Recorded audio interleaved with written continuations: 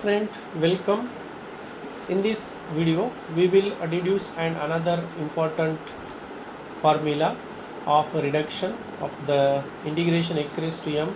a plus b x raised to n whole raised to p. Here you can see that the integration is x raised to m into a plus b x raised to n whole raised to p. Now we apply the integration by parts, and we take this is my first function and this is as a second function. So in the integration by parts, when we integrate, we put the first function as it is, and that is a plus b x raised to n whole raised to p into integration of second x raised to m plus 1 divided by m plus 1 minus derivative of the first p into a plus b x raised to n whole raised to p minus 1 into b into n into x raised to n minus 1 into integration of the second x raised to m plus 1 divided by m plus 1 into dx. Okay, so we have x raised to m plus 1 into a plus b x raised to n whole raised to p whole divided by m plus 1, and in the second term, see the constants, we have np is a constant divided by m plus 1 into integration of x raised to m plus 1 and x raised to n minus 1 x raised to, so we have, look at this, x raised to m and plus n plus 1 minus 1 will get cancelled, and this b into a plus b x raised to n whole raised to p minus 1 into dx, right? So instead of this taking x raised to m plus n, we take it as a x raised to n as it is, x raised to n and this b. Okay, therefore this x raised to m plus 1 nothing to do with the first term. First term, put it as it is, m plus 1 minus np divided by m plus 1 into integration of x raised to m into minus a plus b into x raised to n into a plus b x raised to n whole raised to p minus 1 into dx. We have added and subtracted minus a and plus a, and these two terms we have already in our integration. Therefore now this is my first term and this bracket term is a second term. So we multiply these bracket terms by the remaining two terms. Then x raised to m plus 1 into a plus b x raised to n whole raised to p divided by m plus 1 minus np divided by m plus 1 integration of minus a into x raised to m into a plus b x raised to n whole raised to p minus 1 into dx minus np divided by m plus 1 integration of x raised to m into a plus b x raised to n into a plus b x raised to n whole raised to p minus 1 into dx. Okay, now I have multiplied the bracket term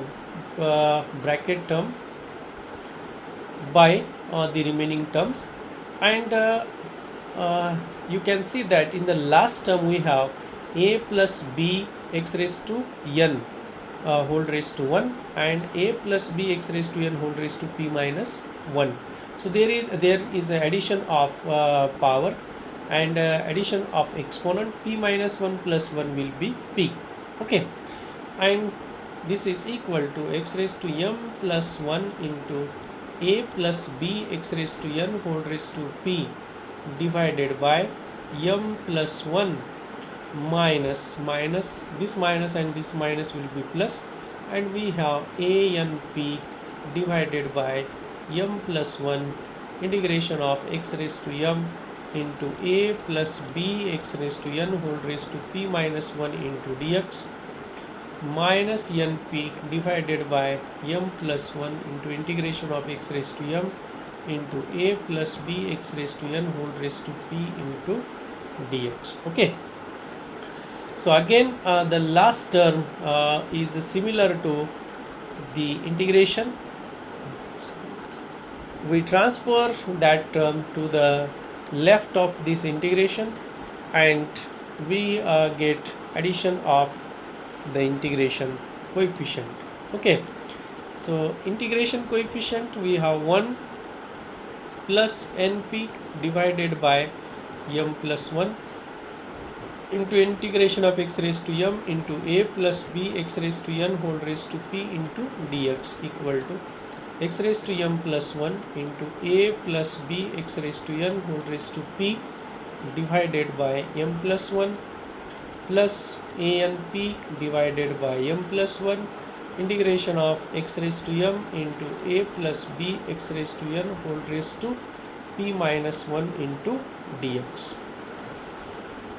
Now let us take the LCM. If we take the LCM, we have np plus m plus 1 divided by m plus 1, and we have m plus 1 in everywhere, every term contain m plus 1, and we cancel out that m plus 1 and directly we multiply, we divide by np plus m plus 1 and we write our final result. Okay, so integration of x raised to m into a plus b x raised to n whole raised to p into dx equal to x raised to m plus 1 into a plus b x raised to n whole raised to p divided by np plus m plus 1. Okay, m plus 1 will be cancelled and plus anp divided by np plus m plus 1 into integration of x raised to m into a plus b x raised to n whole raised to p minus 1 into dx. So friend, this is our required formula which we have deduced by integration by parts. Nothing additional efforts are required to get this formula. Consider the first function x raised to m as a second one for integration and a plus b x raised to n as a first function, and all the remaining will be just a mathematical calculation to get that formula. And you have seen that the power of the integration is reduces by minus 1 in the last term, which is a very easy one. I hope you have get the idea. Hello guys, thank you for watching video.